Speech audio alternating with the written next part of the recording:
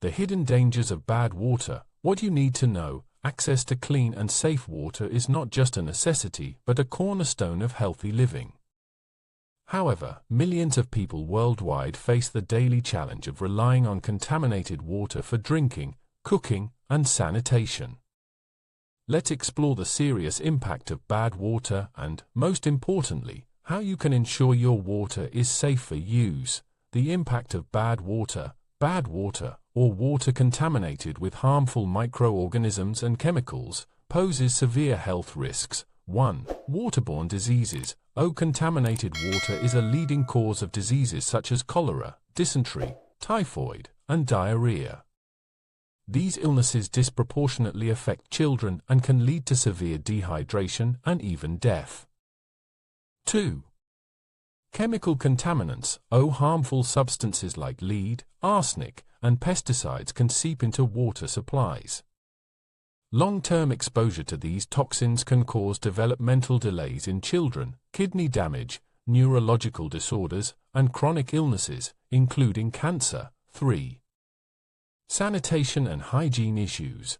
Contaminated water impacts sanitation practices, leading to the spread of diseases in homes, schools, and communities. This, in turn, decreases productivity and quality of life. 4. Economic impact. Families spend more on medical treatments and time lost to illnesses, which negatively affects economic stability and growth. Water safety is a fundamental right, but achieving it requires effort and knowledge. Before we dive into practical solutions, please take a moment to subscribe to our channel and hit the notification bell for more life-changing health tips. Together, we can build healthier communities. How to treat your water for safe use. Here are practical and effective ways to make your water safe. 1. Boiling. Heat water until it reaches a rolling boil for at least 1 minute. At high altitudes, above 2,000 meters, boil for at least 3 minutes. Boiling kills bacteria, viruses, and parasites, making water microbiologically safe. 2. Filtration. Use a certified water filter designed to remove impurities, debris, and harmful microorganisms. Filters come in various forms, such as activated carbon filters and reverse osmosis systems. Filtration removes both physical and chemical contaminants, making it a reliable method for household use. 3. Chemical treatment. Add water purification tablets or liquid chlorine bleach. Use 5 to 8 drops of bleach per liter of water. Stir well and let the water sit for 30 minutes before use. Chlorine and other water purifying chemicals effectively kill bacteria and viruses.